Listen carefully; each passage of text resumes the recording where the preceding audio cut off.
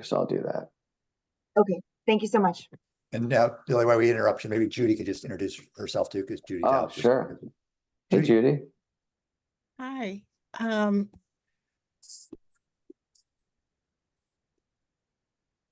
trying to, there, can you see me? Oh, we had you, then we lost you. Oh. It's not, I guess it's not working.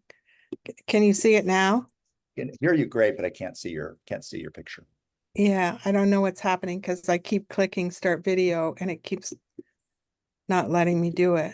There, darn. Anyway, Judy, you want to just introduce yourself? And Sure. My name is Judy Dow. I'm the executive director of Gidakana, a native-led organization that works with women throughout New England to help them self-determine a good path in life. And I'm an educator. I've been teaching for 38 years and I live in Essex. right, so nice to see you. Thanks, Judy. And for the benefit of the recording, this is the June 27th, 2024 Ag and Ecosystem Subcommittee meeting. So to go back to what I was saying, the three things we're trying to accomplish today is to discuss how we're going to structure the prioritization of the existing strategies and actions. We took the liberty of suggesting some kind of ways to bucket all those concepts and shared a worksheet that we propose folks use to help guide that activity. So that's the first thing we'll want to talk about today. Then we'll talk about, how we actually go about prioritizing them. What are the certain attributes or values of each strategy and action that we think are most important and that folks should be using in their prioritization. Then if Abby's willing, we're going to hear from our Just Transition liaisons to talk about the work of that subcommittee and how they're advise us on using the equity screen and other tools to make sure that our work is mindful of equity and inclusion. And then we're going to wrap up with talking about our work plan and how to use the time we have between now and through September to kind of provide that prioritization to the council. And then we have a period of public comment at the end, and then we'll wrap at 11. Any questions or comments on that? Okay, super. So let's see. So hopefully folks have had a chance to look over the initial climate action plan and some of the materials that we've shared since. Jael did a great job kind of teasing out all the pathway strategies and actions that fall under the purview of this group and compile that in the spreadsheet that we shared earlier in the week. And we also shared a Word document that is, the kind of worksheet. And on the agenda, we kind of talk about these three top line priorities for our work. As you can see from the climate action plan, our recommendations fell out in a number of different sections, a number of different pathways, maybe a half dozen or so. Yeah, sure. I'll try to do that while I'm talking here.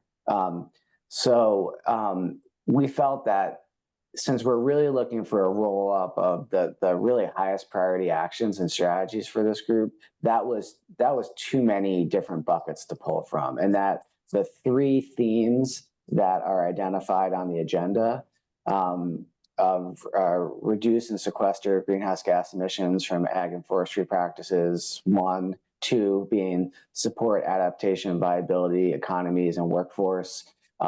That's in the ag and ecosystem sectors. Is 2, and then 3, incentivize climate resilient land use practices that support the role of natural and working lands in flood prevention, biodiversity conservation, and related goals is the 3rd. And that all of our pathway strategies and actions roll up one way or another into those buckets. And we thought those might be easier organizing principles to do the prioritization work. So we have a little bit of time now just to check in with you all on that. This isn't going to be super these aren't super rigid. You know, the end goal is to come up with a prioritization list, but we felt that these topics or these goals would be helpful in folks wrapping their head around the 150 strategies and how to structure the prioritization, and are reflective of the work that the subcommittee is really focused on. So I'll pause there and see if Jael, you have anything you want to share, Pat, and then we can see what others think about using those themes as our kind of organizational structure. Jael, anything to add? Yeah, I guess we also just wanted to talk through how we want to rank these and what system we should use, and the you know, is it MailChimp or some sort of program to help us track all the comments, because the spreadsheet could get a little, I mean, not the spreadsheet, the doc could get a little disorganized if everyone just has their comments. So that's another topic we want to bring up. So when you think about this 150 things that the last subcommittee pulled together nicely for the Climate Council or part of the plan, you know, and I think trying to bucket these into not necessarily the current sort of pathways, but more these kind of broader topics that seem to make sense. And again, this is partly just to organize ourselves. Does that make sense? Would you suggest a different way as you look at this spreadsheet? Ryan. Thanks. I just, Billy, in the spreadsheet that was shared earlier this week, when you open it up, the pathway 10 shows up first, and it shows a number of strategies that are there, which are marked incorrectly as advancing in that document. When you look at the CAP actions tracking sheet that James sent around there, marked as being implemented. And so I just want to flag some potential errors in the status of some of these. I don't know how it was extracted, but at least that first block of those ag actions, as an example, should be as being implemented on the source spreadsheet. So something got switched in sharing that. And maybe, Bill, and maybe it's that maybe we just need to update that with Jane's help or whatever to get those categories correct. Is that right? Yeah, we can get that squared away and sent back out to folks this week. Thanks for flagging that, Ryan. And just to let you know, because I asked Billy this, but he sent around to you all and JL did, like what each of these advancing, no action, but what those things mean. Billy sent out a key earlier as well via email too. So people should have that. So they kind of know what those categories are. Judy. Yes, oh boy. I asked, I read the definitions that Billy sent to us, and what I want to know is there any reports or is there anything that documents any of them? So for instance, one of them says no action taken. Why? Some of them say action not defined. Why? Some of them say completed. Is the report saying how it's completed or what was done to complete it? Or are we just to take these one words as they're done? So there was definitely work that went into identifying those statuses for the Climate Council. This is information that went out to the council some time ago, and obviously we need to make it accurate based on Ryan's comments. But work was done, Judy, to make those determinations, so we can track that down and share it with the group before we meet next time. That would be helpful. I just understand what you're saying here. I just want to know how was it implemented? Was it implemented like Ag and Ecosystem suggested, or was it changed? And Billy, was there a longer document that was prepared for the Climate Council that when it said no action, it actually says what that actually means? I don't know. We can look into that. No, there isn't. Not that was sent to us anyways. JL? And there was nothing that said if it was completed, how. There is the other spreadsheet that has all the different subcommittee positions or actions and suggestions. And then there's the Ag and Ecosystem tab. That is so unruly. I didn't even want to try and do anything with it. I didn't have time, but I don't know, Sophie, if that's something we can there's more detail in that, we can add to this other spreadsheet? There are notes in that more comprehensive spreadsheet. They're not for every single action. A lot of them are specific to actions that are partial. Those are especially the ones where there are notes present that give more details about what exactly is advancing. Exactly. That's my concern. We're expected to tag on to all of these, but we don't know where they stand, right? One thing, it sounds like maybe two doable things. This doesn't totally solve the issue, is update the status as Ryan asked for. And then if there are notes that go along with these, if someone maybe can compile the notes off to the side where there are some. And then as Judy said, you'll have to figure out what to do when there isn't. Those are in the comprehensive worksheet. Okay. Spreadsheet. So we can do those things. I And just pasted a direct link to that larger spreadsheet in the chat that will download as an Excel file. So just be prepared for that. Okay. Ryan, that says suspicious link, don't open. Yep, it will say that it is downloading an Excel workbook directly onto your computer. It Okay. is from the Agency of Natural Resources, Oh, but it will look suspicious. To Billy your did computer. send that out, that other spreadsheet out a while back to all of you, so you should have it in your emails as well. Okay. All right. So clearly I think people want some more detail about what the actions or lack of actions mean. Yeah. What did the updates on the status, and then generally the categorization of those kind of three broader buckets to kind of just as a way to organize our work. People okay with that? A few people in the chat said looks good. Does that sound all right? Right. So that's putting some of these pathways into these broader categories just for clarity. And also just to chunk the work because it's a lot of stuff to go through.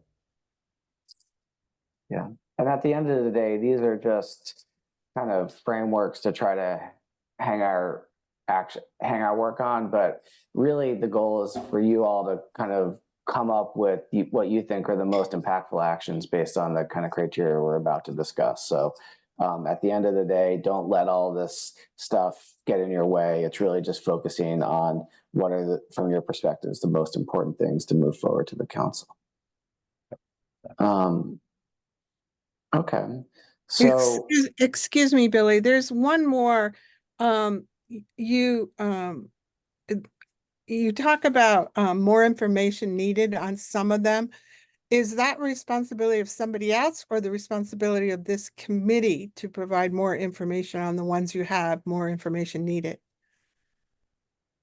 I don't know. I'd have to look back at the more complete sheet to understand exactly what if there's notes associated with those. So I'm trying to skim right now to see if I see any. But if you have specific things that you're looking at, I can try to respond. But I don't know off the top of my head. Okay. No, I don't have it loaded on my computer. So okay. Maybe when you go back and we chunk these things, we're going to talk about how to discuss it here in a little bit in terms of work planning and effort. Is it maybe then that's when you have to dive in and say, okay, what does this mean? What do we know? What don't we know? So that'll, you'll have some time to do that, but it'll be important to have that information ahead of time if you can get it. Yeah. And I'm skimming through the file that Ryan shared. It does have quite a bit of information in the status notes column that kind of talks about what's happening. It's not 100% for everyone, but there is quite a bit. So hopefully that addresses things. And again, I think the status is something we can refine going forward. If there's an action and strategy in here that from your perspective is really critical, you should certainly feel free to identify it no matter the status. And then we can always, if that's one that bubbles up as a priority for the group, we can always get a much more clear sense of what its status is, what it needs to kind of move forward in a successful way. So maybe we should move to our 9:30 topic really about, okay, what do we do with all this? Yes, let me just find the information here. So we're in somewhat of a unique perspective in that our subcommittee focuses on strategies and actions that deal with a really broad range of topics, probably the broadest of any of the subcommittees. We are responsible to come up with recommendations on how best to reduce greenhouse gas emissions from the ag and forestry sectors and land use generally. So there's a mitigation, a climate mitigation component to our work. And then there are, lots of opportunities for us to make recommendations on actions that improve the resilience and adaptability of Vermont to climate change. The mitigation work has clear metrics. The Global Warming Solutions Act has statutory requirements for sectoral emissions reductions. So that really helps drive and prioritize our recommendations around emissions reductions. It does not have as clear or concrete goals related to adaptation and resilience. So what we tried to do in crafting this agenda was set what we thought were good filters for prioritization. Basically, what of the actions are going to have the most impact on the ground towards broad resilience and adaptation goals in the Global Warming Solutions Act? Are they implementable? Are they cost effective? That gets to their feasibility. And then do they address equity or inequities? So, to summarize, it's like, what is going to have the most impact? What is feasible to implement? And ensuring of them that they have a good equity focus. So we thought that was a reasonable organizing structure for prioritization, given the breadth of the issues that we have to cover. But certainly would love to hear from you all if there's another way you'd like to approach this. And I don't know, JL or Pat, if you want to share any thoughts before we dive into the conversation. And I think a few things just to think about, and what I definitely hear from the new members where some of us may be less familiar is, you can give you the 150 and you can give you some method to rank them. You could rank them in chunks by each meeting. You go through a third of them roughly. How much conversation do you need before you rank them versus use the ranking to have the conversation? So those are the things we really want you to kind of just discuss, is how to kind of just organize your work together. And particularly for newer members, love to hear from you what's going to be needed and helpful so that you can help achieve the task of the prioritization. Yeah, and I think we'll get into that kind of work planning of like the sequencing and pacing of how we batch the work. But before we get there, just curious on folks' thought and concurrence with those priorities, those filters being the ones we'll use for prioritization: impact, feasibility, and equity. And I'll put those in that chat there.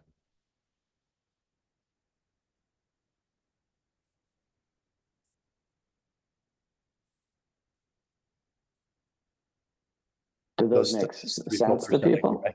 Yeah. Yeah. Stephen, Stephen make sense to you? Yeah, I think that's an excellent framework to start with, Patrick. Thank you. You bet. Andrews, look all right. Yeah, I agree. I think that makes sense. And I also certainly seems like it makes sense to think a lot about co-benefits. Yes. So, what are we, when again, mitigation and resilience and adaptation and biodiversity and water quality, are there things that are going to get us a lot of those things in one? Right. Absolutely. Yeah. I think that's baked into all of that, but the co-benefit piece is a great flag. Earl, how about you? Whoops. No, go ahead, please. Earl, any thoughts? Does this look okay to you as a way to think about it?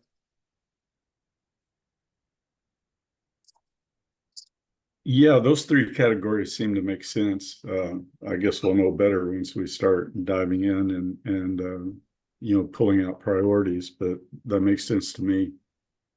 Right. And Jason, how about you? Yeah, so far this makes sense to me. Still in the absorption phase, being new to this process. This is all becoming clear and making more sense. Excellent. Sorry to go back to you. Oh, and Sanjay, I think Sanjay did not ask you as a new member. How about you? All three categories make sense to me. Yeah.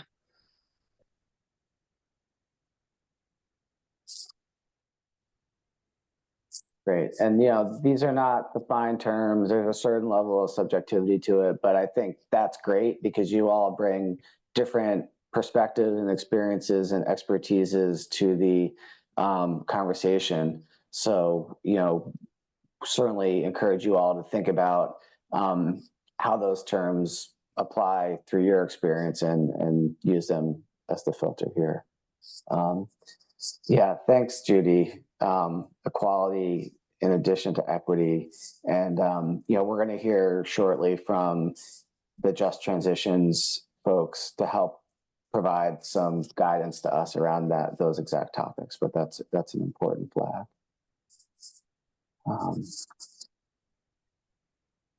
Let's just look here.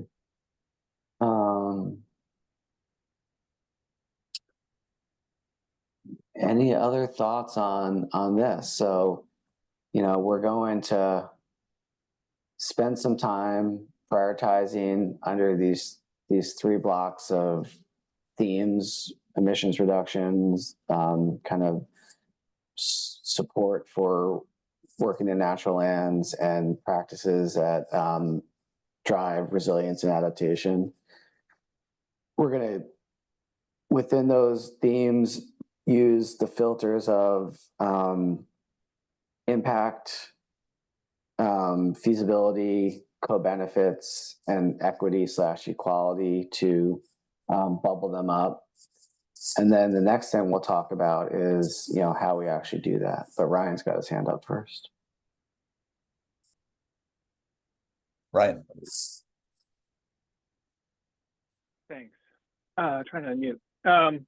So yeah, I appreciate the organization. This sheet broadly looks like mitigation, adaptation, and resilience. The question about subsection of the resilience, which is focused mostly on land-based implementation that land managers or farmers would need to adopt, which is a good goal for multiple co-benefits. And I think we should spend time there. I think that is a priority. One of the components of resilience, I didn't know if folks were interested in discussing, but I think is a major importance given what happened last year, is recovery as a component of resilience. How do we support working land businesses to bounce back from different climate-related disasters that are cropping up, whether too much or too little water?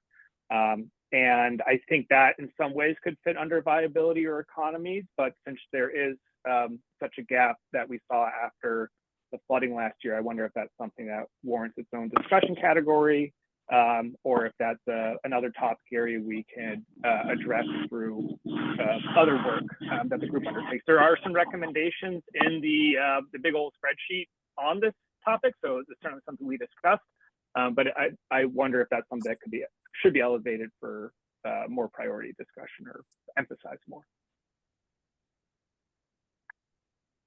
Thanks, Ryan. That's a great flag. My sense is that those strategies and actions could nest under a couple of these different themes, and that I would encourage you and others who feel like those are high priorities for the Climate Council to forward, that you just identify them as we're moving through it in the process, and then we kind of take them up as part of the broader conversation. I don't know. I think there's room for them, especially in number 2, I think. So I would encourage folks to identify those sorts of recovery pieces there, and we can discuss them, in that context going forward, if that makes sense. And Billy, that maybe raises a good point. I think, as you know, that there are 150 things to sort out, understand better, prioritize, figure out their status. So I think given your timeline and going into September, the intent is not to add new stuff. However, if there's something incredibly pressing that's not in there that people want to raise, they can. But I think I just encourage people to stay focused on the 150. It's built into the climate plan. It's what the Climate Council's asked you to prioritize. So just to Ryan's point, I think if you can cover get recovery in there that's already in there and raise it up, great. If there's some reason there's something missing, certainly the group can talk about, but just be careful about adding new stuff just because there's so much to go through. Yeah, and I would be open to adding the term recovery to that number 2, support adaptation, recovery, viability, et cetera, and that second priority theme, if that would be helpful. Yeah, it might fit under pathway 20, viability. Okay, let's proceed like that. Awesome. Yeah, and again, these are imperfect themes, these 3. There's going to be things that could rightly fit in, one or the other. So, we're going to use them as loose structural tools. And at the end of the day, we're going to just figure out what folks think are most important and elevate them, no matter, where they fall out. But hopefully this framework will just kind of help people in their thinking as we move towards that goal. Billy and Giles, it makes sense a little bit about just the method for doing this. Do we want to talk about whether people want to use a worksheet, survey monkey, whatever it is? Yeah, and also like the format, like are these materials, what do people need to make this work a little easier and streamlined? Thoughts or comments about just literally how we kind of tactically gather up your priorities and interests and thoughts and questions. As you know, we can't share a Google Sheet. That would probably be easier, but we can't. So that leaves us with SurveyMonkey, leaves us with, potentially a Google form, which I'm not sure we can use either, but, or other means to kind of help collect and collate things for everybody. Yeah, so just backing up for folks, the climate action plan, the initial climate action plan is going to basically be your menu to pick from. And you're going to go through and pick the top strategies and actions under these 3 themes from that plan off that menu. So each one of them have kind of an organizational structure in the existing plan. They have like a pathway number, a strategy number, an action number. So we can, there's a rubric that we can use to identify things. So we don't have to like type in full things from the plan. We can just refer to those, that numeric structure for those actions. So that helps. So you could either just send Jael and I a list of your kind of top 5 of those for each of these categories, or we could develop some sort of form where you can enter them in, and it could be more automated. So I don't have a strong preference. Pat, you seem to have a little bit more familiarity with the form approach than I do. So happy to hear your thoughts on that. I think it depends on what you all are comfortable with. I think if each of you kind of fills out just kind of a Word document, the person on the other end who has to compile that ends up being a lot of work. And you're like, whoops. So sometimes if you can automate it through a SurveyMonkey or some kind of form, and we can make it as simple as possible to use, it's just it compiles things more easily for everybody just to save time. That's all. And I don't know if people are generally okay using kind of picking SurveyMonkey or other tools to do that. Jake. Yeah, thanks. This is maybe a process question. So after maybe doing that kind of prioritization or menu selection, will we have the opportunity to consolidate or revise? Like if we're seeing that there's a set of recommendations that could, in essence, be rewritten in a more concise and prioritized way, is that an option available to us, or are we, limited to like we're prioritizing the things that are already there, and they will exist as they do now. It's just we're elevating them up, because I see a lot of opportunities just in looking through the spreadsheet now that there's certain things that are kind of umbrella strategies for then some strategies elsewhere that fall under that and could be, I think, rewritten in a better way or more directly to provide to policymakers. Yeah, that's a good point and observation. I don't know. I think if we have the time and there's agreement and things make sense, I think we can do that. I think if we start straying into kind of recrafting large sections of the plan, that may be challenging just to manage. So I'm certainly open to what you're saying, but I do think we need to exert a fair amount of discipline in that. And again, I think the goal here is really to identify, the climate action plan's updated, what is it, every 5 years? The goal is to identify like implementable, impactful, equitable actions that the council can lean into over the next 5 years to try to get done. So while there may be value in kind of reorganizing things at the strategy level, we're really trying to tee up stuff that actions we want to see get done. So if that is going to be, if we're going to be successful in doing that by reorganizing or compiling, reconstituting some of the strategies, we can certainly talk about that. But that may not be necessary if we're really focused on actions. Yeah, that's I think definitely having some kind of clarity of like thresholds of where that's appropriate. But I think one of them is whether or not like a cluster of strategies as written can be actionable in the way that they're written. Like there may be additional detail or prescription that could be provided that we have with new information, or as we've had time to, really understand and digest the recommendations that came about in the first round. So I just think there are some things that are written that are priorities, but they may not be providing enough direction as written, and we have like the content knowledge to provide that to improve it. Yeah, I think that would be a great addition. I welcome that. So hopefully others do. And there might be Billy and Joe two ways to think about that. I mean, it may be like Jake, as you said, maybe one topic that's so general it just doesn't get ranked high because no one knows what it is. But there are 3 subcategories that are actually totally related. People are excited about it, and it'll raise them the ranking, and that's one. And then I think to Billy's point, maybe there's a way, as you said, Jake, too, to detail some things that people are excited about. We're not quite sure what originally the original committee meant. And I think one thing as you think about process, which is hard because you don't have a lot of time, is you can kind of prioritize everything and get kind of a ranking and kind of like hash through a consensus, then you kind of hand it over not quite done because of time.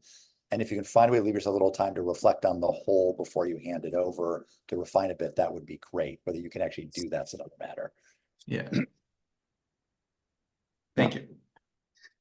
And I'll just Zach put a question in the chat that I think is kind of appropriate to raise right now, asking about the sense that the council's not looking for new actions at this point, that we're focused on the existing actions that are in the initial climate action plan.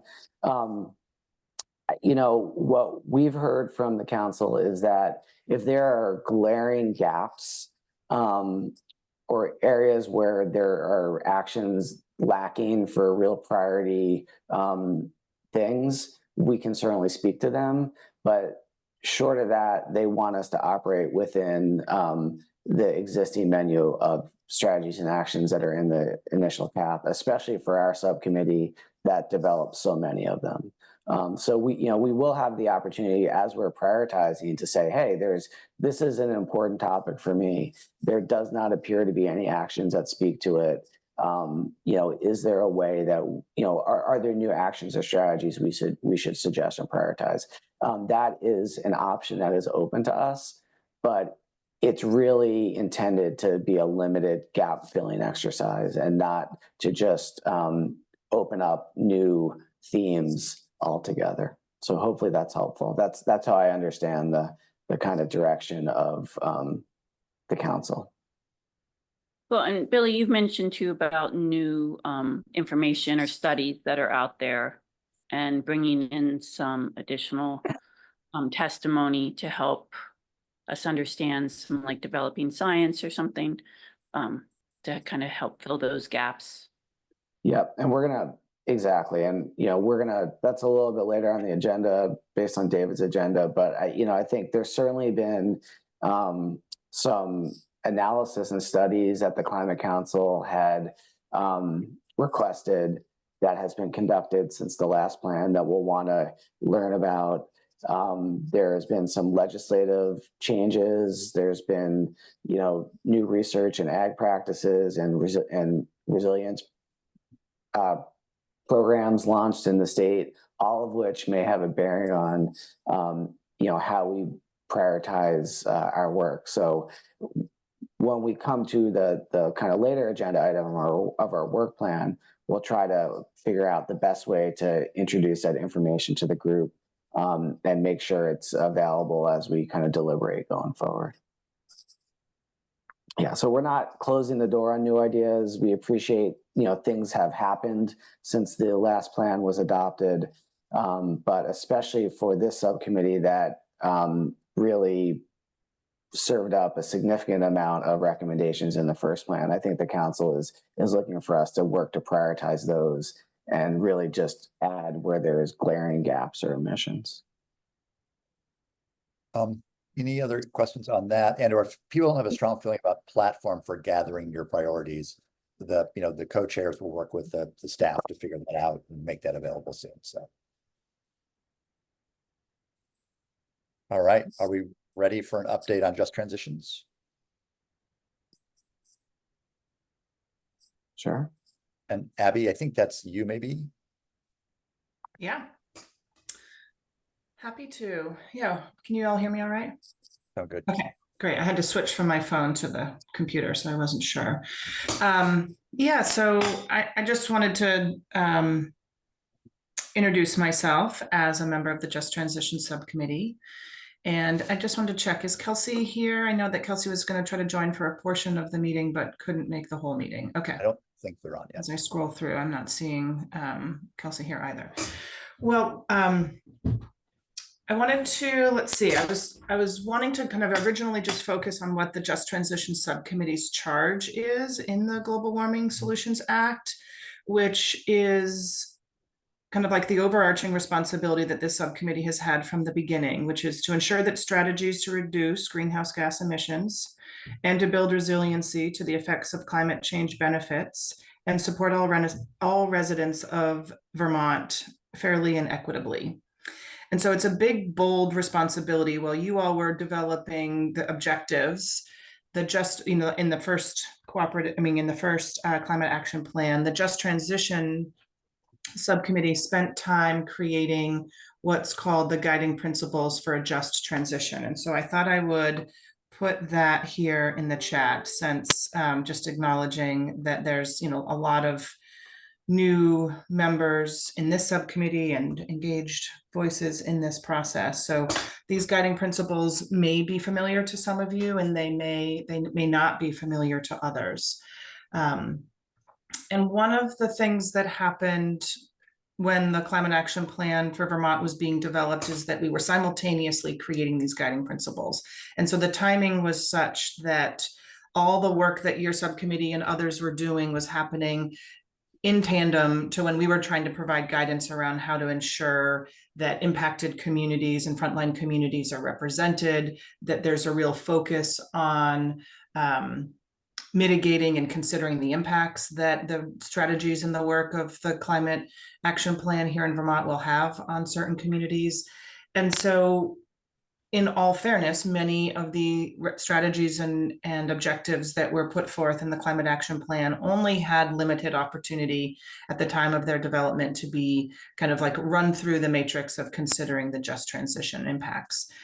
Not to say that they weren't considered, but it just was difficult given the timing that occurred. So fast forwarding to kind of where we are now, a few things have changed. So the guiding principles have been approved by the Climate Council. The Just Transition Subcommittee continues to meet, but we have also had big changes in membership and participation. So we are going through kind of a refamiliarization with ourselves of the guiding principles. And we're really clear that we wanted to make an intentional effort through a liaison role to all other subcommittees to ensure that we were talking about just transition, we were thinking about equity and impact throughout this revision process. So we appreciate kind of like having some space on the ag and ecosystem agenda. And yet the process by which that will work to kind of engage and learn and think through the prioritization, for example, with a just transition lens, is something I think that as a subcommittee with our influence, we get to develop and decide together. I'm not coming today with a strategy fully laid out, because that wouldn't feel fair to this subcommittee. This is your space and we are welcomed here to join you, and we appreciate that. But really wanting to hear how would the guiding principles, how could Kelsey and myself be valuable to the subcommittee as you go through your upcoming meetings? And again, thinking about your prioritization process, like how do we insert some conversations and consideration around the guiding principles into that? And maybe even to Judy's question around, what are the status of those that have been considered, those objectives that have been considered complete? Is there value in looking at those to see if there's, just transition considerations that could improve or expand, or, modulate the impact on frontline and impacted communities? So that's sort of the kind of the objective that we bring. I'm happy to share a little bit more about what the Just Transition Subcommittee is up to. I'm happy to go through the guiding principles document. It's really kind of what would be valuable to you. And the idea is that Kelsey and I will be at each of the meetings, each of your subcommittee meetings. So we're not expecting that we're going to cover all those topics today, but wanted to, I think, just offer a bit of an introduction, a bit of the context setting around why we're here, kind of what our function is as a liaison, and kind of what we hope to achieve throughout the revision of the Climate Action Plan. So maybe questions for Abby and Just Transitions and how they can be helpful in the work ahead for you all. So questions, thoughts?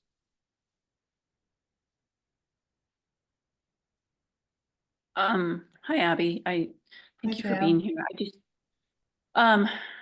Yeah, I think this is really important, and I know we have equity and equality listed, but as we go through and rank all the strategies and actions, like maybe you and Kelsey can help us develop, how to rank or how to include the matrix in that ranking process for.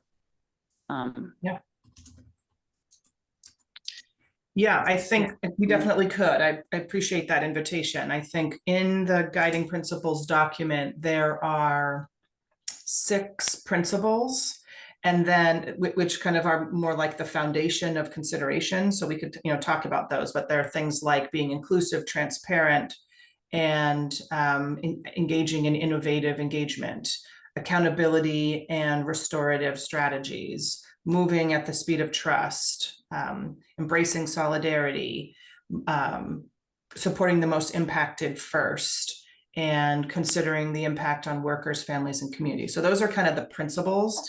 Then later in the guiding principle document, there are these self-assessment questions that were specifically designed to be considered when reviewing priorities and making, kind of considerations around objectives and policies to put forth.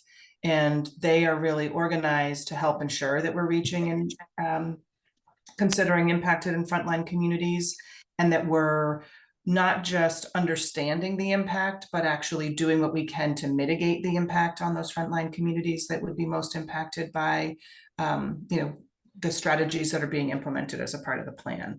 So those questions, those self-assessment questions, I think are like a really great way of asking questions. And a lot of times that could be Kelsey's and my role in the process is to just sort of raise the question to see if that perspective has been considered.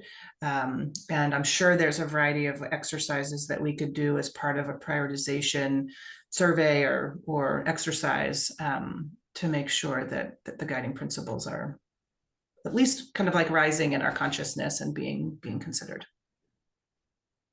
And Abby, a question, I mean, for you and Kelsey, two possible, one is that as people are discussing these things by these three themes, certainly you all can weigh and say, well, have you thought about, or even ask some of the questions of the group. I'm also wondering if the group ends up with, I don't know what the number will be, but like, 15 priorities or 10 priorities, whatever it is, that then actually maybe those you actually could actually do a more formal screening of with the work you're doing and come back to the group and say, given the ones you prioritized, here's our sense of these things and ways you might need to add, improve, or what's missing. Would it be possible to even do a bit of a formal analysis for a smaller set? Yeah, I like that suggestion, Pat. I think, yes, one of the roles that the Just Transition Subcommittee as an entirety could play would be to take some of the kind of curated priority recommendations and objectives and engage with the co-chairs or engage with a subgroup of your subcommittee to actually attend one of our subcommittee meetings, Just Transition Subcommittee meetings, to kind of like run those priority recommendations through kind of the rubric, which is the third part of this guiding principle, which is designed to sort of kind of ensure that the just transition considerations were adequately addressed. And that is a role that our subcommittee has been open to and committed to playing if other subcommittees were open to that. Right, so yes, I will say that the Just Transition Subcommittee has actually been meeting all the way through. So we didn't take a break like other subcommittees because we've been working with the Climate Action Office and the Consensus Building Institute on community engagement. So kind of have been shifting to ensure that public voices are being heard throughout this process. So we haven't taken a big formal chunk of time off, but we will not be meeting in July and August. So it would be, the next Just Transition Subcommittee meetings would begin in the fall, so September. Right, thank you. That timing probably works fine. I just wanted to be clear about that. Right, Judy, and then Earl.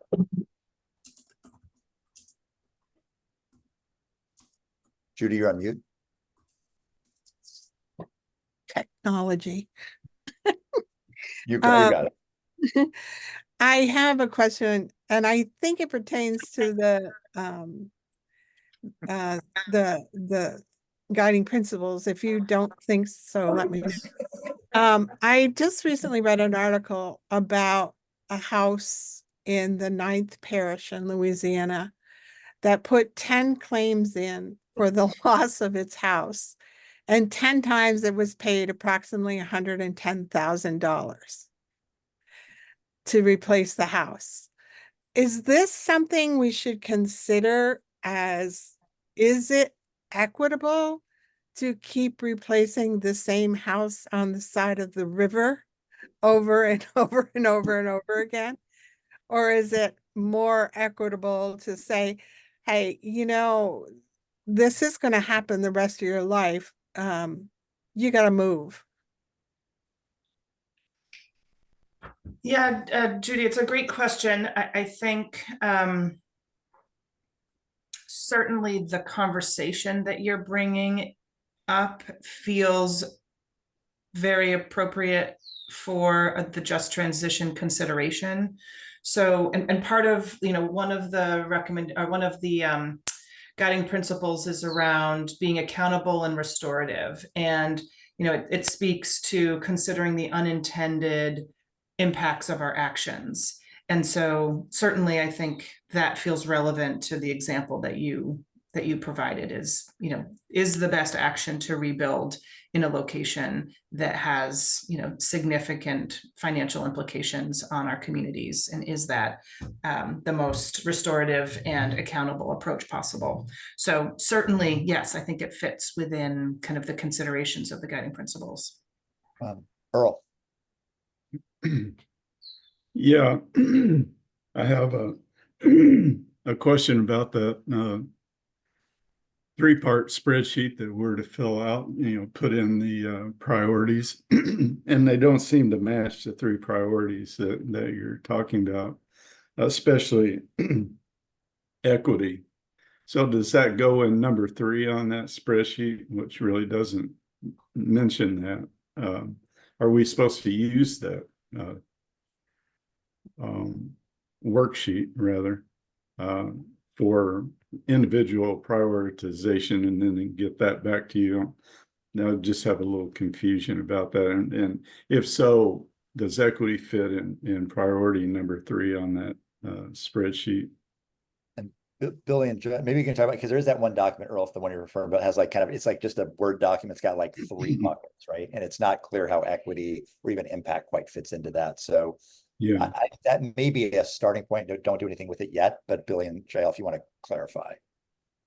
Yeah, so David, that was something David just put together after we met to kind of create a plan for today, just to kind of give us some buckets to work from.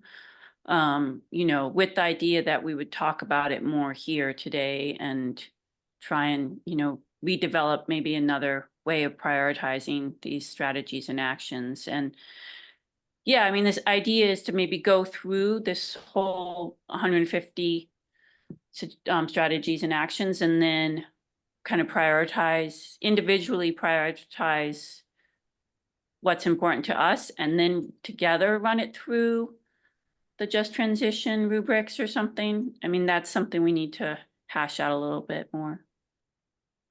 Well, there's a whole part in the spreadsheet, quite a few listed under this category. And if we're prioritizing those and pulling that out, where do we put it? Or do we just make up our own worksheet with these priorities mentioned today and go under those priorities and forget about the one that was sent out? A good question. And here's one idea, Earl. I'm not sure it's the best idea because it may be too complicated. I mean, we could redo that form. I would say for now, don't worry about that Word document. It's just a template. Is we could create like a Survey Monkey or a form, and you'd have like, say under one of the 3 big categories, there's 50 actions, right? And on the 50 actions, you could sort of put for impact, feasibility, equity, equality, and co-benefits like high, medium, low or something. And then you could put on an X at the end saying, this is one of my top 5 priorities in this category, right? Because then you could put notes if you wanted to as well. That'd be a fair amount of detail for you to work through, but it would give everyone a kind of the same system to do so. And that way you get those things like equity right in there for that.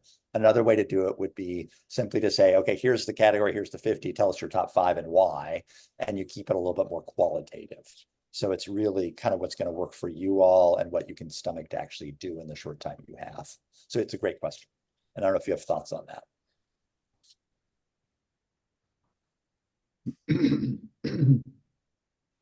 No, I think I'll just make up my own worksheet with these 3 priorities, so I'm not confused by what we're talking about versus what was sent out for us to work from, and just go that way. I just need a process for placing the priorities and beginning that work, and so I just wanted to understand how to use that worksheet that was sent out, or just create another one and with these 3 priorities. I want to make sure equity is remains that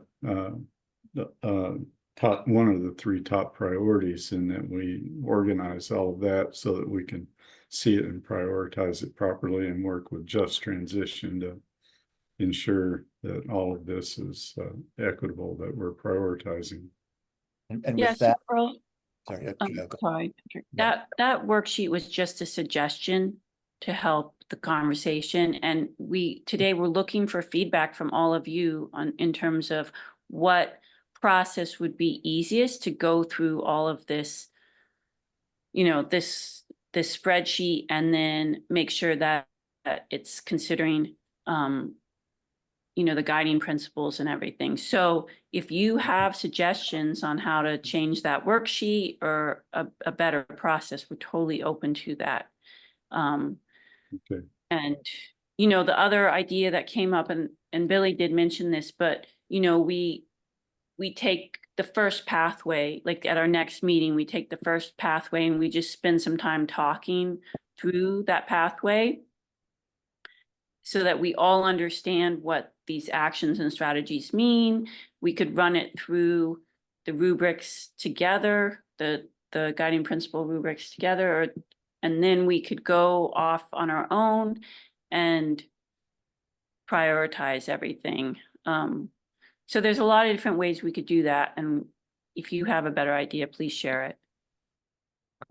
And we'll circle, before the end of the day, we'll circle back to be really clear about what you all are asking people to do before the next meeting. So really good point to raise, and we have some work to do, I think, on that worksheet. I think Stephen, you had a comment, and after Stephen, Judy. Oh, thanks, Patrick. I had actually pulled my hand down, but since you called me out, I'll take a stab at trying to clarify the thoughts I was having, which were in response to Abby's report, and just really thinking about how in ag and ecosystems we really look to so-called land managers, farmers, ranchers, loggers, people who are engaged with working lands in the state as potentially having huge impact within this sector naturally. And yet on the equity front, really recognizing that farmers, for instance, are right on the front lines of climate change on a daily basis, and that there's an overarching situation of the feasibility of farming or logging or ranching in the state economically. I'm 63 years old and I happen to be the average age of a farmer in the state of Vermont. I've been farming in Vermont for 26 years. And I make about $26,000 a year combined income with my wife, even though we gross close to $300,000 from our dairy farm and vegetable farm. And that's pretty typical. We have no retirement plan. So how are we going to bring young people in and tell them it's feasible to be farmers, ranchers, loggers, land managers in this state, unless we look at a way that rather than a patchwork of band-aids to promote different programs, agroforestry or cover cropping or manure injection, whatever it is, all these different programs we can enroll in, and our farmers probably enrolled with 6 different agencies in the state currently through grants and programs. I just wanted to float the idea right here of looking at the potential for universal base income for people who are gaining more than 50% of their income from land management as farmers, ranchers, loggers, etc., as a way to begin to implement programs in a holistic fashion on farms rather than through the myriad of programs and agencies that farmers try to navigate with now to take advantage of new practices. Thank you. Judy.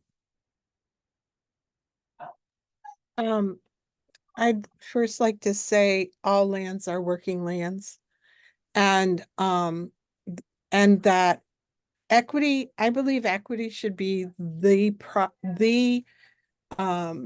guiding principle that everything else weaves into, not the reverse. You can't blend equity into everything because you're not all looking at equity as equal to the land, equal equity for the land, equity for the people, the same. It's equal. It has to be the same. You've heard that adage over and over: what we do to the land, we do to ourselves. So equity has to be a priority that everything else gets woven into. It can't be the reverse. You can't blend equity into it because you always give into one group or another. And the land has to be, it's our kin, it's our relative, it's our equal. You wouldn't do to your mother or your father some of the things you do to the land. And if we don't stop looking at it that way, we'll never be equitable. And all lands are working lands. We have to start with that. And Judy, as you framed, I think it's really important as people begin to think about prioritization, how they're framing the overall enterprise, which you just did in a very important and particular way. So I think it was very nicely said. Okay, other questions for Abby for now? Clearly, this is going to be equity is going to be an important part of how this is all structured as we go forward in terms of the work that you're going to do yourselves, as well as the help with Abby, and Kelsey will provide you as well. Abby, I'll any just other offer one last thought, and then maybe a closing thought. So maybe that's 2 last thoughts.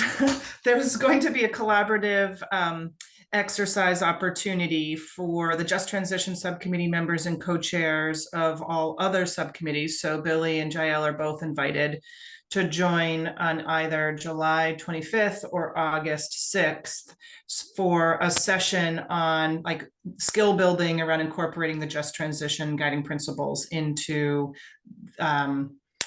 this drafting process or prioritization process that subcommittees are going through. So I just want to note that like we recognize this Just Transition, you know, Judy, you are, and others may feel like equity is very centered in your thinking and in your prioritization, and I'm not sure that it is for everyone. And so the hope is that some exposure to these guiding principles early in this process of reprioritizing and redrafting will result in maybe trying to achieve what you're describing, Judy, is just like ensuring that equity is woven in throughout the process. So I hope to see Billy and or Jael at one of the two sessions, or if one or both of you can't make it and you want to represent someone else from the subcommittee to attend, that would be great. We all have a lot to learn about how to best utilize these principles in the work that we're doing. And yeah, just recognize it's a learning and a growing process for all of us, but wanting to instill that prioritization early in the process this time. So thanks. Thank you. All right.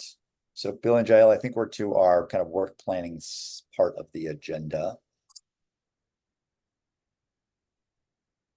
Yes. I'm just sending a quick message. So thanks everyone. This has been a great conversation so far. I think what we want to try to accomplish right now is looking realistically at the time we have from now through September, which is effectively 3 months, right? July, August, September, and how we want to accomplish our task of providing a prioritized list to the council. You know, the things that I think we need to do in that time are do the prioritization of the 3 different themes. We need, and then bring those, you know, individually, then bring those together into one list of recommended actions.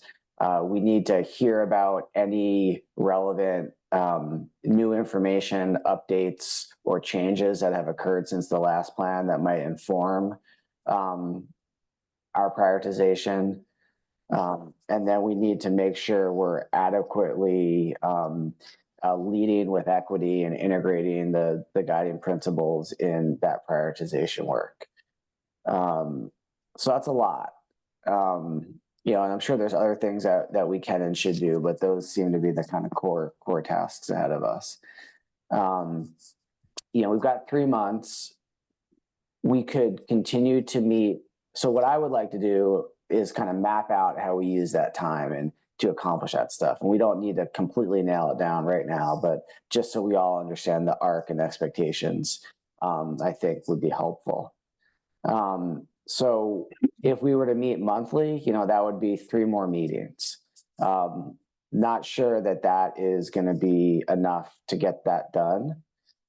If we met bi-monthly or some mix, you know, we would likely have enough time to accomplish all that work. And I'm going to open it up to you all and your thinking shortly. But one way to approach this would be to, you know, maybe meet twice in July, once or twice in August, then twice in September. I appreciate the summer is a horrible time and everyone's super busy. But it may be that, you know, at the next meeting, we could hear any sorts of updates, legislatively, study or otherwise, that would inform our work. Then we could all, in advance, prioritize actions under that first theme of emissions reductions and come and share that in advance. We could begin to discuss our recommended prioritizations at the next meeting. At the following meeting, we could kind of finalize those prioritizations for the first theme and start to talk about the second theme.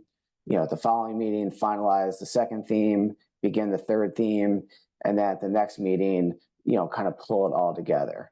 And we probably need another meeting after that to just make sure that we've got everything square, that everything is adequately comports with the just transition principles. But that is one way to approach this. But I don't have like a magic plan here. So certainly welcome the thoughts of others on how best to proceed, and maybe, you know, hear from you, Jael or Pat, first on your perspective.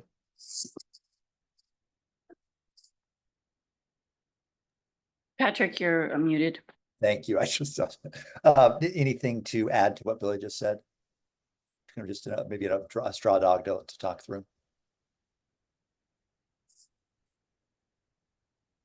Well, I know David also threw out there like meeting in person at some point to just maybe the work could be more productive that way, but it's a far way, you know, it's a long way for everyone to travel. And so that's also, you know, we could discuss that.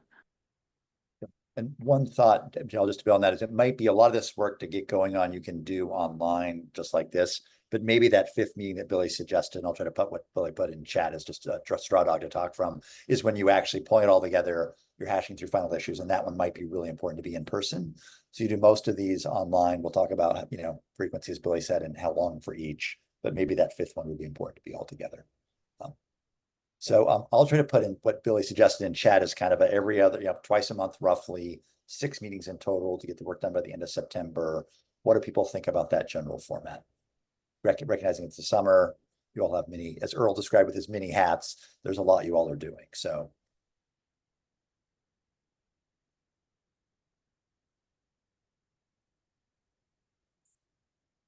I think it sounds reasonable, and yeah, I think there's going to have to be, you know, work in between that we're committed to doing. And because I also don't see us having the availability to be meeting, you know, every week as we were in the first iteration of this. So, and yeah, I think already, like, I think probably a lot of people's Julys or Augusts or either vacations or other commitments. So, you know, I think 2 is reasonable. It's a good pace. And yeah, I think it's going to require stuff in between that's happening to really be effective and come to those meetings really prepared and focused. Yeah, before you jump in, Andrew, my thinking is that we would have have deadlines for folks to submit their lists in. We would compile them, push them back out, so folks had the chance to review kind of between those meetings, so that at the meetings we'd be really ideally prepared to kind of talk about substance, and a lot of that work would happen in between the meetings. Yeah. Right. Go ahead, Andrew. Yeah, briefly, I agree. I think twice a month seems about right. I think we need to accept that in the summer months, people are going to have to miss some meetings, no matter how we schedule them, and so that we have ways to catch up if we can't make a meeting as easily as possible. And then last thing I would say is an in-person meeting to try to really work it through towards the end of the process, I think would be really valuable and a good use of everyone's time. Other thoughts? Judy. The 2 times a month works for me, depending on the day. But I would also make the agenda like we used to, where the public gets to speak somewhere in the middle as well. Because it seems in the summer, a lot of people like myself today have to leave early. And I feel really bad missing what the public has to say, because they wait the whole meeting to speak, and then we're all cutting out early. So I think it would be nice if we could consider their voices in the middle as well. Absolutely. And Judy, that just gets to the question too. So if you meet roughly twice a month, again, recognizing some people are going to miss things here and now, what are people thinking is the amount of time that we'll get the work done, that we are efficient, but also that you give time enough to do what you need to do? Is it a 2-hour meeting on Zoom? Is it a 3-hour meeting on Zoom? How long do you think you can tolerate per meeting?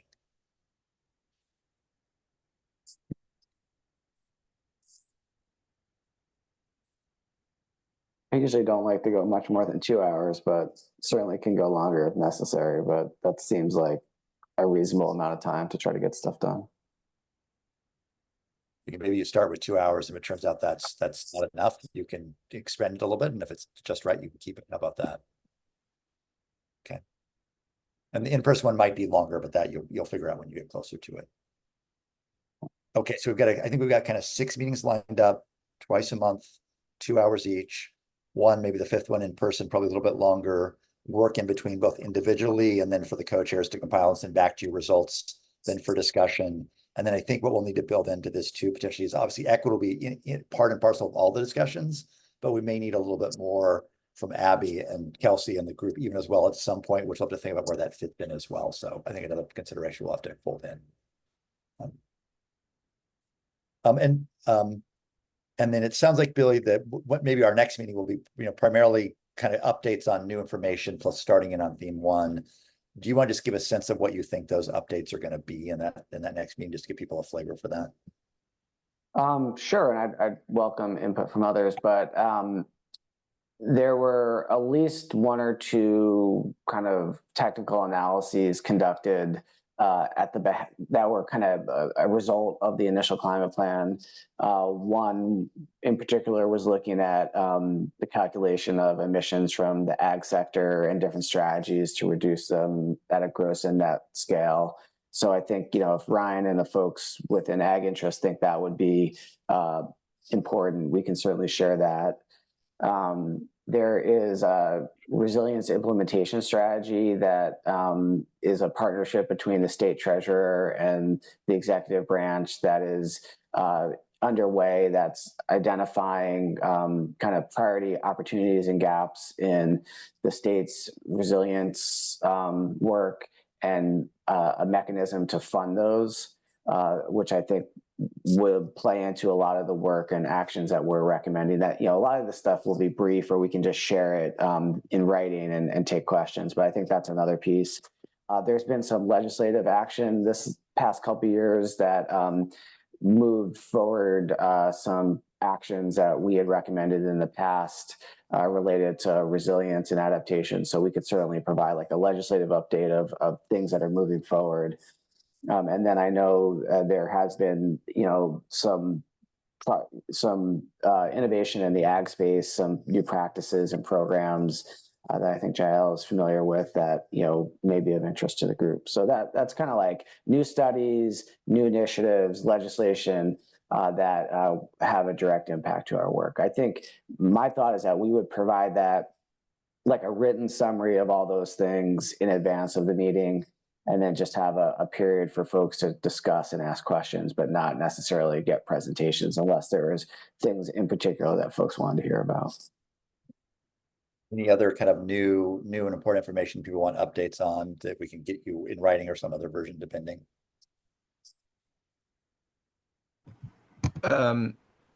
Just I mean, it's related to the legislative updates. Is anything related to like aggregate allocations of money for programming or initiatives? I think it's just good to understand like what kind of resources are already dedicated, because there's a lot of recommendations that talk about increasing or funding. So as much as we can get dialed in on like what those actual allocations are right now or are intended to be in the upcoming year would be helpful. Right. Andrew. Yeah, it seems like there's a lot of recent activity related to 30 by 30 connectivity in Vermont that could be really relevant in terms of thinking about not only what actions we think are needed, but where those actions could take place to most effectively improve biodiversity in the future. So I don't know about hearing from someone from A&R on the latest on 30 by 30 or getting some kind of quick summary would be helpful. Right. Great. Yeah, that was definitely one of the ones I had in mind. And there's actually a public meeting on the draft inventory of that effort tonight. So there'll be something to share before our next meeting for sure. Any other kind of things on there that you would like an update on? You know, and as we go, people have that. People do their best to get that for you. Ryan, and then Marlene. Sure. One question. Obviously, this is Vermont Climate Council and the focus on state level actions in the ag space as well as forestry space and certainly land conservation space, both wetlands and ag land. USDA NRCS is a major funder and of many of those practices. I'm not sure. I'm just raising that. They're not present in this conversation. I'm not sure if it's worth inviting them to listen in, or if it would be helpful to get a framing of how they're approaching climate smart practice implementation. Just kind of, because certainly many of the pathway strategies and actions that are identified there are implemented with a mix of state and federal programs, maybe even under the same action. So I'm not sure how explicitly or useful it would be to delve into that world of technical financial assistance. Any quick thoughts on that point about the federal role here? I mean, maybe Ryan, within the updates, maybe Billy and Jael can work with you to think about what might be included just to cover some of that. And I know, for instance, you know, we've done work in the past on where the NRCS and the state are supplementing right through the CSP programs. That's just one good example of mutual funding. So, Marley. Yeah, what I wanted to add was actually supporting what Ryan says. When we're talking about things that this group might want more information about, like as Andrew mentioned, the 30 by 30, the enormous amount of funds that USDA has right now, and looking at leveraging these funds being one of those co-benefits we might want to look at, and just ensuring that everybody on this group is aware of those, and if we would want some kind of NRCS inclusion to add to that. Right. Thank you. Good, all good suggestions. I mean, can I just chime in here? Like, I think part of what we need to do though is look at how complicated it is for farmers to access a lot of those funds, and how the state can assist that process so that farmers are actually able to implement or, you know, gain access to the conservation money and then implement those practices on their farms. So that's one thing I feel like this committee could look at. It's really how to make it simplify the process.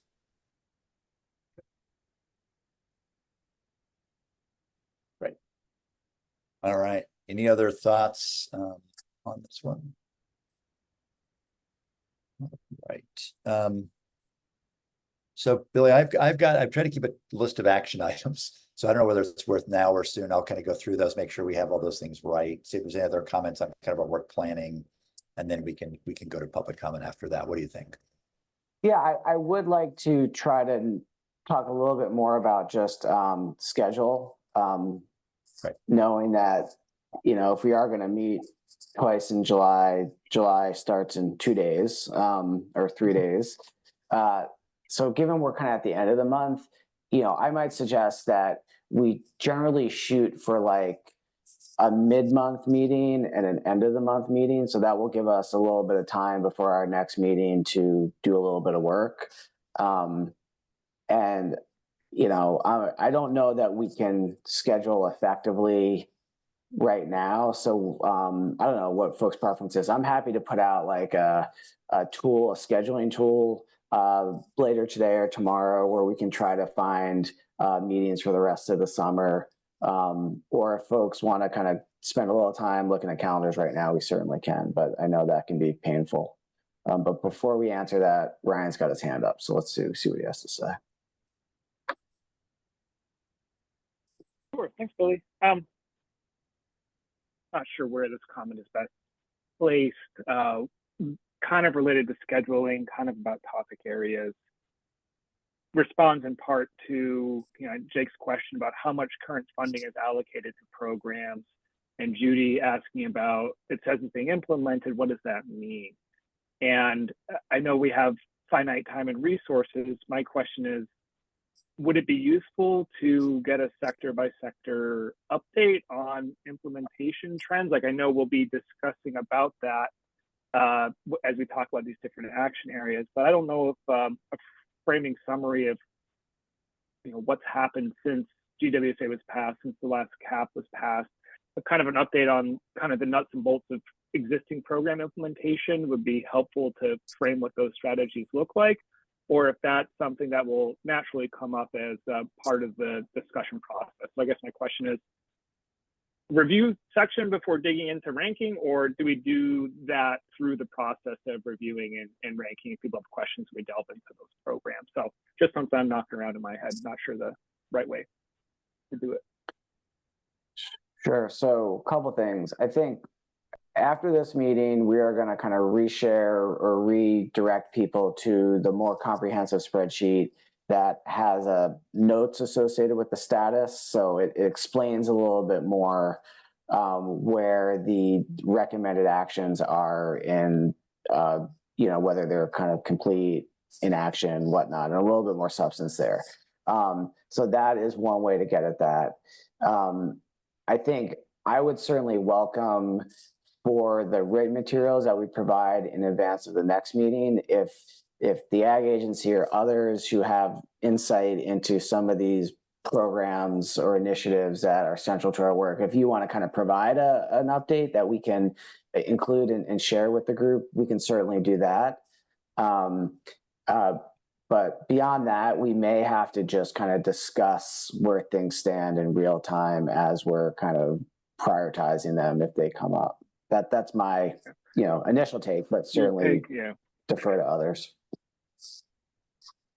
Sure. Yeah, just to respond and thinking through that, I struggled to think, how can you make decisions about priority without understanding the current state and pace and need of or effect of some of these programs. So I think I guess my recommendation would be to have a degree of framing before digging in, but I appreciate that pushes the work out a bit further. But I think it would be useful to have framed, especially because there's some new folks on the committee that weren't here the last time. But I'm open to however it plays out. Yeah. And again, I'm open to whatever folks want. I'm not exactly sure what you are envisioning and how that would kind of work into the process, but certainly open to it if others would prefer to have that kind of laying the groundwork first before digging into the prioritization. It sounds like the first meeting, again, there'll be a number of written materials you all get, which means you need to read them, which is easier said than done for all of us. And then some kind of rich discussion, maybe less presentations about each for clarity, things that are important to people, whatever. That will probably take up most of the first meeting, but hopefully prepare people then for thinking through our initial ranking and discussion. And then as Billy said, as you go, people will of course add information. And as Jake said, as people look at some of this more detail, I think they'll have a better sense of potentially how this all going to come together. Okay, so it sounds like we're talking mid-month and end of month, 2 hours each to start, virtual except for the 5th meeting. Co-chairs will put out a poll to kind of for dates, times for you all to try to land as best we can as many people for those things as noted. And then we have, of course, the in-between work, which we'll talk about in a second. Billy, is that enough for scheduling now, or do you want more detail? That's okay. Okay, Jael, that sound good? Yeah, I mean, I'm not available the last week of July, so just putting that out there. Or I guess the second to last week of July, the 22nd through the 26th. And Marley's put in the chat some nice things that we may want to send out ahead of time too. Right, and I think vacations, because we all hope you're taking them, will definitely get in the way, so to speak, or this will get in the way of them. So we'll have to kind of work through that through the doodle poll and probably, and so, okay. And real quickly, people prefer morning, afternoon. Is morning generally okay? It's all right. I think it depends on the day. Yeah, it depends on the day, but okay. Great. And yeah, I think we're all going to do our best to attend the meetings that we can, but we're all going to have equal opportunity to provide our recommendations in writing, and we'll figure out a way to make sure everyone is kind of heard and has equal weight in final decisions. So we're going to we'll be adaptive and figure out what's going to work for everyone as we move forward. Yep. Good. All right. Good. All right.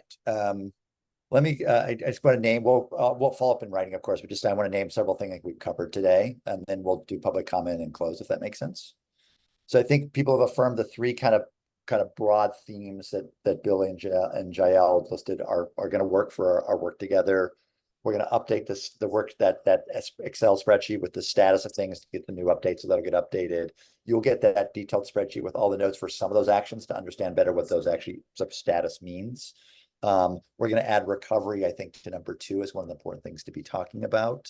I think we have kind of 4 criteria to measure things against: impact, feasibility, equity, equality, and co-benefits are kind of, you know, multiple wins. We're going to come back to you, to Earl's point, about what exact worksheet to use to rank, not right now, so don't do anything yet. We'll come back with a better instrument. I think that we'll know we've got to integrate equity, or equity needs to be the lead, as Judy said, in all the work that we do, and we're going to have to find ways to make sure that's done moment by moment in the conversation, as well as kind of through the work plan overall. I think we have to talk, to Jake's point, we'll have to keep talking about, do we lump, do we split, do we refine some of these actions? And again, if there are really, really important gaps to fill, we can do that, but we have to be really cautious because we already have so much to go through. We want some additional presentations other than what Billy added on 30 by 30, and maybe kind of where the federal funding is in relation to some of this good work as well. And then obviously we'll take the conversation from today and try to craft it into a work plan and a schedule, as Billy's gonna and Jael are gonna sort of doodle, or some version of finding out when you can meet. So those are the major action items I had from today. But Billy, Jael, anything I missed?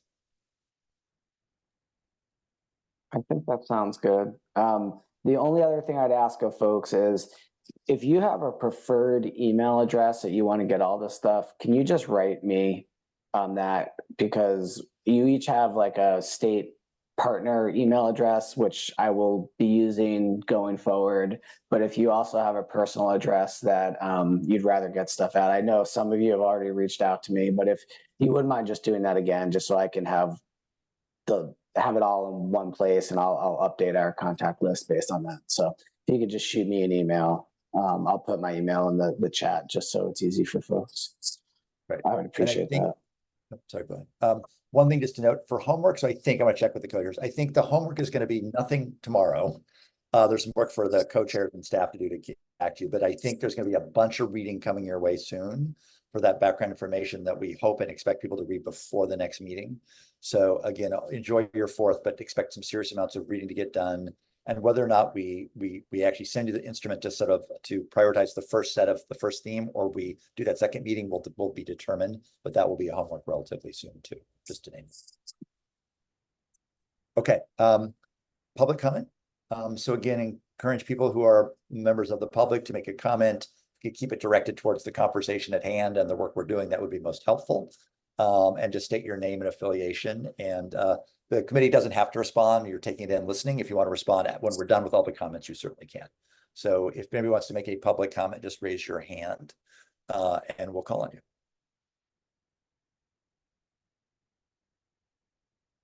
Cheryl.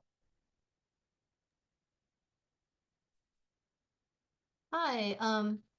So a few things that I wanted to say is that about the prioritization using impact, feasibility, and equity. So about feasibility, what I wanted to say is maybe think about what that actually means. Like, maybe the feasibility of something needs to be changed. If it doesn't seem like it's feasible, but it still seems important, maybe you want to think about changing the fact that it's not feasible, and not even paying attention that it's not feasible with the particular parameters that we have right now. For example, it's not very feasible to tell people to not build their, I don't know, garage beside the brook in the back of their property, but it's still a very important thing to do, is to not build in that riparian zone. So that's just an example. You know, there are numerous other examples of something like that. So taking into consideration what really feasibility means, how you want to use that as an issue, as a priority choosing thing. So that's the one thing. Also, equity. I think Judy touched on this, and what I had written down for public comment now is that really we're thinking about equity for what species? Just humans? And I don't think that we should be thinking of it that way. We should be thinking about equity for everything, like the land, and the land meaning everything that lives in it and with it and on it and like by it. So that includes minerals and soil and the insects and like all of it. Equity isn't just for humans, in my opinion. Of course, we have to consider that as well. And then initially, equity was supposed to be like, I don't know, before the cap came out, we were supposed to be using equity in everything, in all conversation. It was just part of all of it. You don't ever have a conversation without thinking about equity. So I think you guys are on that track, so that's good. Let's see. I think that I am not saying everything that I wanted to say. Oh, yeah. The other thing to take into consideration with all of this is the issues with mature and old growth forests that are going on the federal level.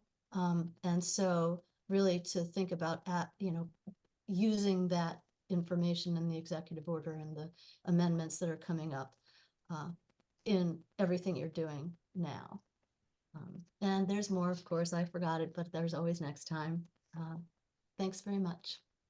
Cheryl, that raises a good point. We may want to see if we can get an update from the feds on the Forest Service side, not just the ag side. So that's something we're thinking about for see if we can pull that together. Great. Anybody else make a public comment? Zach.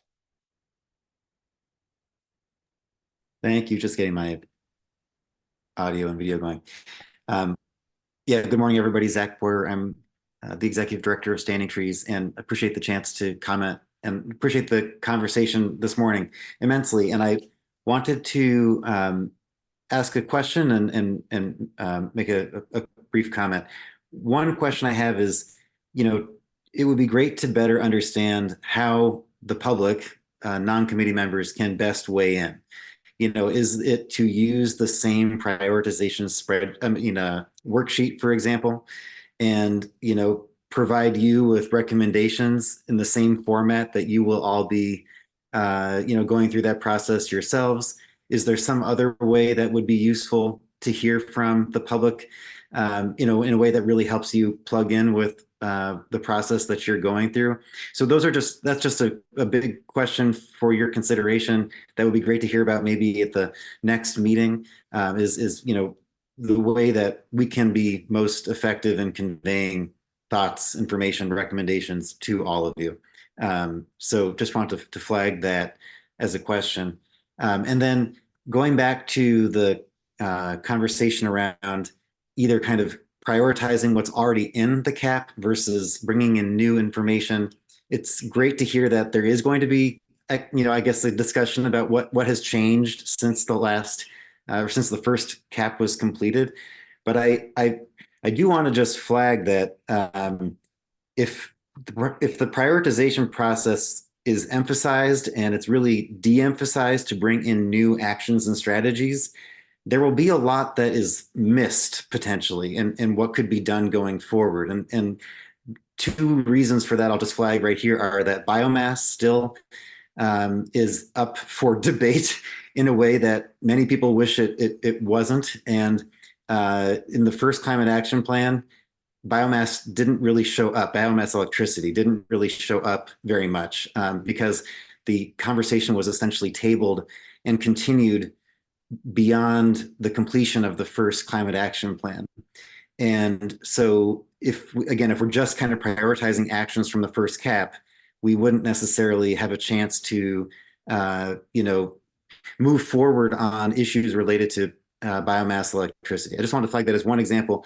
Another is that where there's been some progress, the conditions change because of that progress in a good way. It means that there's now new things that could be done, or directions that could be taken from some of the successes that have happened over the last 4 years. So I just want to put a plug in for, or a vote for, not and it doesn't sound like you're prohibiting new ideas, but I really hope there's encouragement of new ideas, because I don't want to treat the first cap as perfect. And I think we would miss out on a lot of chances to get good input from the new committee members here, as well as from the public. So thank you, and look forward to future meetings. Zach, if I might ask a question back at you. So I think given the time we have and the work we have and the long list we have and understanding the concern about being kind of fixed in time, how can we actually potentially have the group bring in new ideas and discuss them, but also get all the work done? So any suggestions concretely for managing time would be really helpful, because I could imagine a new issue could take up a lot of our time to understand and sort through, and then we wouldn't get our work done. So I'd love to hear your thoughts about how to organize the work in a way we can do both. Would you like me to respond right now? Yeah, that'd be great. Yeah, if you can. Awesome. If it's important to get this done early in the process, along with the prioritization effort of existing actions and strategies, I guess I would suggest doing something concurrently right now that gathers input on what would new actions and strategies look like. What is that pool of options that this committee might want to consider, and getting that rolling now at the same time that you're doing the prioritization of what's already in the cap. I guess that would be my first recommendation, just so that it's not kicked, like you said, there's not a lot of time, so that's not kicked down the road too far. But I'd be happy to share more thoughts on that. I don't want to take up too much time. Great. No, that's great, Zach. Thank you so much. Really appreciate responding so much. All right. Anybody else want to make a public comment now? Okay, co-chairs, I'm going to hand this back to you for next steps and close.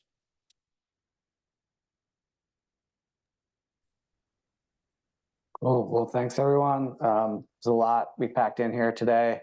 Appreciate your attention. It's going to definitely be more interactive going forward, starting with our next meeting as we start to kind of discuss our respective views and priorities and visions for the work. There's a bunch of stuff we need to get back out to you. I'll try to regroup after the meeting and get some stuff out tomorrow or early next week, including a tool to try to do some scheduling. And certainly feel free to reach out to JLRI at any point with questions or suggestions, and pass it off to my co-chair to close it out. Yeah, thanks everyone.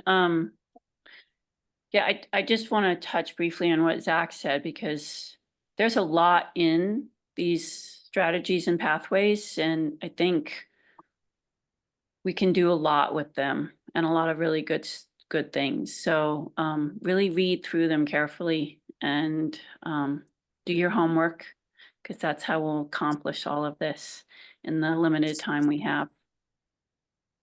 Cheryl, sorry, Joe. Cheryl, I don't know if you had a quick question, Cheryl, or. Yeah, I do. It's about the materials. And I know that before the calendar changed, before the website changed, we were able to go ahead and get any documents that we needed right from that website, but it's not kept that way anymore. And so we have to wait until the agenda comes out, and then sometimes the things are listed on the agenda. But then that's sometimes only it's sometimes early and it's sometimes right before. It doesn't have everything on there.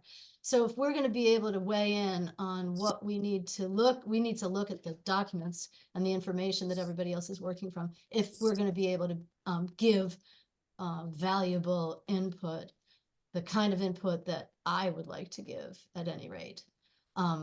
And I know others would like to give that same kind of input. So I wonder how we can have those same documents. Should we get on some kind of an email list that if we request the same documents, you can send it to us as well? Or do you want to have some place where it's posted or something like that? Bill and Jael, do you have a thought on that?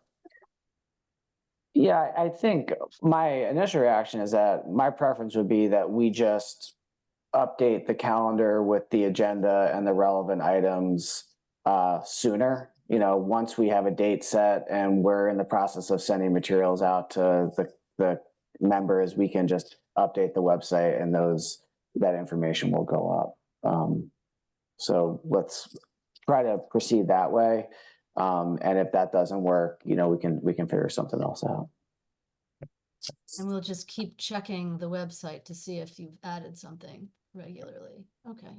Well, I don't know what the open meeting law rule is, or off the top of my head, but it needs to be up there a few days before the meeting anyways. Yeah, and we can certainly strive for more than that. You know, when we have a date set and we get it on the calendar, you know, whatever material, you know, I would like to get stuff posted right around the time we share it with the subcommittee members so that others have the same amount of time to digest them. So that's what we'll certainly strive for. thanks very much, Billy. And I think all, good practice is if you can, 3 business days ahead is always good, but this is moving so quickly that may not always be possible just to set expectations. So, I think everybody will do their best. And Billy said, we'll try to concurrently have the email go out and then the posting for the public. So Jael, any final words before we're done? No, just appreciate everyone's time today, and we'll get all that stuff out soon and hopefully get the next meeting scheduled quickly. Thanks. Thank you, everybody. Really nice to see everyone. Great work. Thanks so much. Thank you. Happy 4th.